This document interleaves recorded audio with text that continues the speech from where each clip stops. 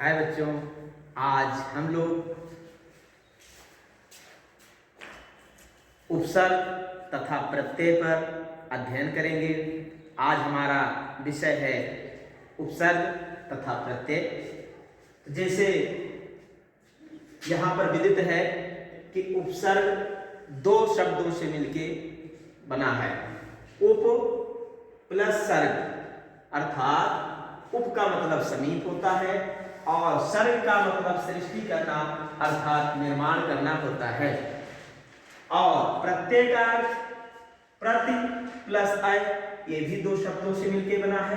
तो प्रति का अर्थ होता है साथ में परंतु बाद में, और अय का अर्थ होता है चलने वाला, अर्थात साथ में परंतु बाद में चलने वाला। अब हम सबसे पहले उपसर्ग पर चर्चा करेंगे। उपसर्ग जैसे उदाहरण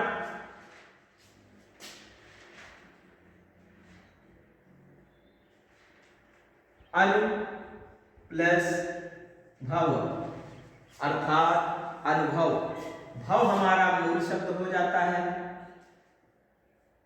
भव हमारा मूल शब्द है और अनु जो है वो उपसर्ग है।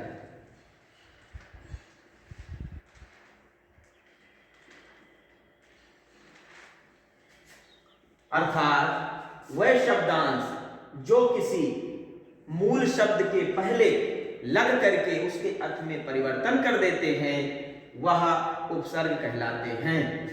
यह हमारी परिभाषा है उपसर्ग की। अनु प्लस भव, अर्थात अनुभव। अनु प्लस दान बराबर अनुदान। अनु भव अनु दान।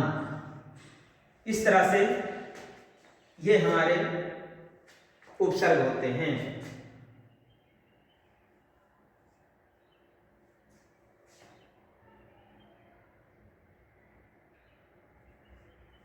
अनु प्लस भवी बराबर अनुभवी। इस तरह से हमारे उपसर्ग होते हैं और इसके अनेक उदाहरण हैं। जैसे अभि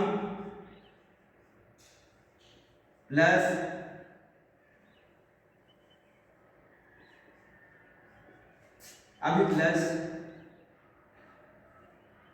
नव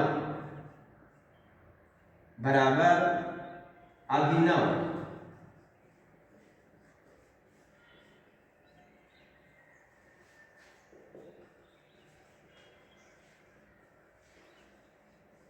अनुभवी अभि प्लस मान बराबर अभिमान।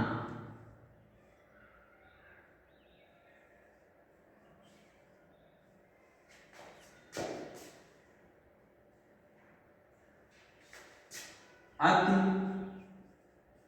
प्लस अधिक बराबर अत्यधिक।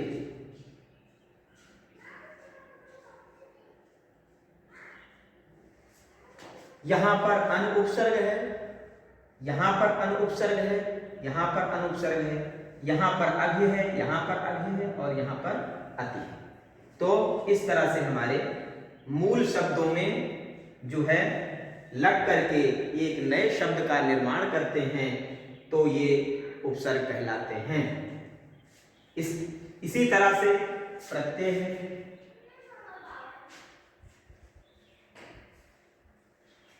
इसमें भी मूल शब्द और प्रत्यय हम समझते हैं। मूल शब्द प्रत्यय।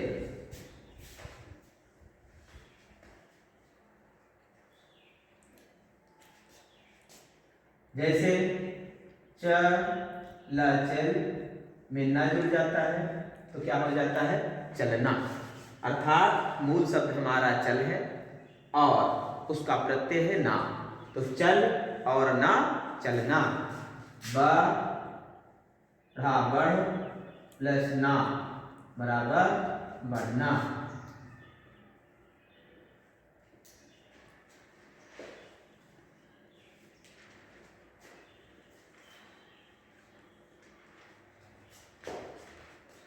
का रा कर और ना जुड़ गया तो करना।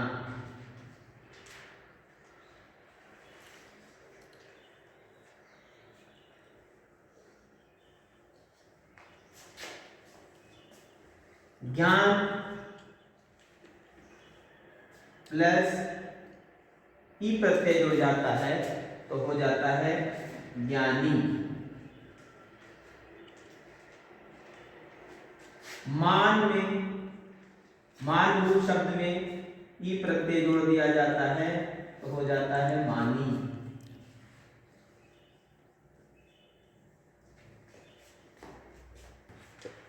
राज में